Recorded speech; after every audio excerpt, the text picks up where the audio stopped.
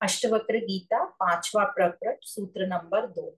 उदेति भवतो विश्वम वारिधेरीव बुद्बुदः इति ज्ञात्वेकम आत्मानम एवं एव लयम व्रज।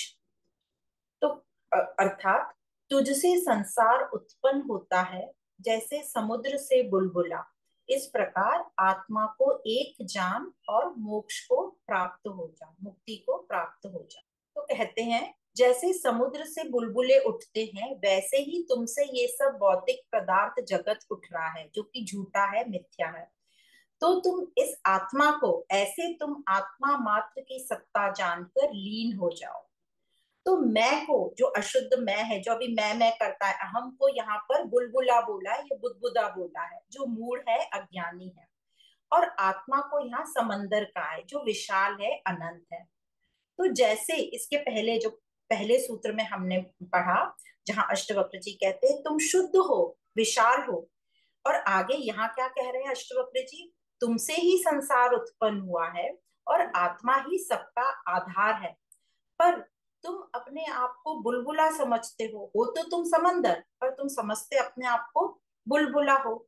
जो बुलबुला जो है आया कहाँ से है? समंदर से ही आया है, समंदर ही है बुलबुला।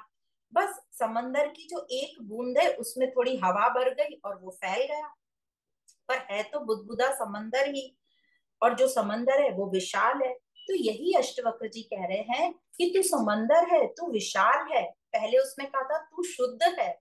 तो जो विशाली है उसने अपने आप को छोटा समझ लिया और अब अपने आप को बड़ा बनाने के लिए दूसरे सबको इकट्ठा कर रहा है।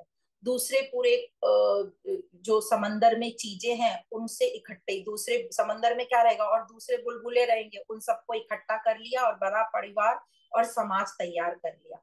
और समंदर में क्या रहेगा? मछलियां रहेंगी, कछुए रहेंगे, इन सबको इकट्ठा कर लिया। जो जो समंदर में सबको इकट्ठा कर लिया और एक बड़ा सर्कल तैयार कर लिया। बोलते हैं ना हमारा सर्कल बहुत अच्छा है ना। तो बुलबुले को क्या लग रहा है कि ये सब मुझे सुरक्षा देगा, मुझे जब भी मुश्किल आएगी तो ये सब जो सर्कल खड़ा है ना ये मुझे बचा लेगा इन सब से। और एक तो ये बात लगती है कि ये सब हमें बचा लेगा, और दूसरा क्या लगता है, इन सब से मेरी प्रतिष्ठा रहेगी, नाम रहेगा। हम देखते हैं ना सब लोग जो अपने को फोर्स करते हैं, तुम लोग सोशल नहीं हो, सोशल नहीं हो, सोशल सर्कल बढ़ाओ, ये सर्कल तुम्हें मुश्किल टाइम में बचाएगा। और इसी से तुम्हारा स्टेटस है, जिसकी तारीफ करते बोलते हैं इनका सर्कल बड़ा अच्छा है, इनका सोशल ग्रुप बहुत अच्छा है, ये बहुत सोशल है। तो उस पर एग्जाम्पल देके हमें समझाया जा रहा है कि जब समुद्र में सैलाब आएगा तो बुदबुदा क्या समझ रहा है, उसने सबको इकट्ठा कर लिया, मछलियां जो जो भी है समंदर में, सीपियां और कछुए और भी बुदबुदे, और उसको लग रहा है मैं तो छोटा था पर मैंने इतनी सिक्योरिटी फौज इकट्ठी कर ली, ये मुझे बचा लेगा जब समंदर में सैलाब आएगा। तो उसका रिलेशन किस पर खड़ा है, उसकी नींव क्या है? ये रिश्तेदारों की बनाने की। प्यार तो दूर दूर तक नहीं है ना, प्रेम तो था ही नहीं। क्या था? स्वार्थ था कि मुझे बचा लेगा, लालच था। तो ये स्वार्थ और जो लालच का रिश्ता है, इसमें क्या होगा? इसमें तकरार ही होगी, जो हम सब देखते हैं परिवार और समाज और देश में, तकरार ही तकरार। तो स्वाभाविक बात है ऐसे रिश्ते जो रहेंगे उसमें सुरक्षा तो हमें कभी नहीं लगेगी, और ऐसे रिश्ते सुरक्षा दे भी नहीं पाएंगे, दुख ही दुख देंगे। कभी कभी सुख भी दे देंगे पर ज्यादातर हमें दुख ही मिलेगा। तो अष्टवक्र जी कह रहे हैं छोड़ो ये सब, झूठा करो इन सबको। ये जो सब संगी साथी, व्यक्ति संबंधी, पैसा, घर, जमीन, इन सबको तुम मिथ्या करो। तुम्हारा इरादा जो है नेक है बड़ा होने का। वहां क्या कहा था? इरादा त्याग का नेक है। पर यहाँ क्या कह रहे हैं? तेरा इरादा बहुत अच्छा है बड़े हो जाने का, विशालता को प्राप्त हो जाने का। मतलब जो तेरी यहाँ पर कामना और इच्छा है अच्छी है बड़े होने की, क्योंकि भगवान भी कह रहे तू विशुद्ध है, विशाल है, तू बड़ा हो जा। पर तुमने जो तरीका अपनाया है बड़े होने का वो ठीक नहीं है। झूठ की बुनियाद पे तुमने लंबा चौड़ा कारोबार अ, खड़ा कर लिया, घर परिवार ये सब खड़ा कर लिया। अब इतना लंबा चौड़ा हमने परिवार कारोबार इकट्ठा कर लिया, इतना सोशल सामाजिक सर्कल बना लिया।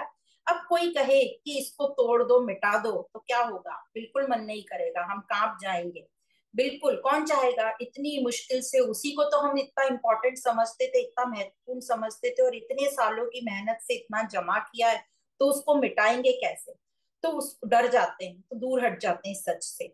तो हम सच से बचते रहते हैं और इकट्ठा इकट्ठा करने में लग जाते हैं, क्योंकि बाहर जो माया मिथ्या है वो तो अट्रैक्टिव तो है ही वो, और हम सच को नकार जाते हैं और इतना इकट्ठा कर लेते हैं कि इस झूठ के नीचे हम दबते जाते हैं, पर सच का सामना नहीं करते, क्योंकि अब और कठिन लगता है सच का सामना करना। पर गुरु अष्टवक्र जी यहाँ कह रहे हैं, बड़ा होने के लिए इतनी सब फौज वगैरह इकट्ठा करने की जरूरत ही नहीं है, मतलब आसक्ति की जरूरत ही नहीं है।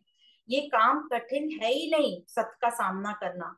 तुम ये जो फौज तुमने लगा रखी है, बस इसको हटा दो, मतलब अनासक्त हो जाओ और सच के सामने खड़े हो जाओ। बस सच के सामने स्वीकार कर लो कि ये सब जो है खेल तमाशा है, और मुझे इससे कोई लेना देना नहीं, मैं अपना खेल, ये मुझे क्या ही बड़ा बनाए, मस्त हो जाओ।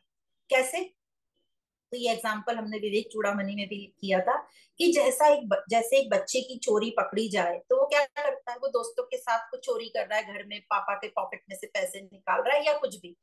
तो जैसे ही उसकी चोरी पकड़ी जाती है तो वो क्या करता है, अपने पापा के सामने सरेंडर कर देता है, सर झुकाकर खड़ा हो जाता है और अपने संगी साथियों को छोड़ देता है कि तुम सब जाओ जाओ, है ना। और बहुत छोटा बच्चा होता है तो वो क्या करता है, वो अपने पापा की गोद पे चढ़ जाता है, पापा पापा माफ कर दो मुझे, और अपने संगी साथियों को छोड़ देता है।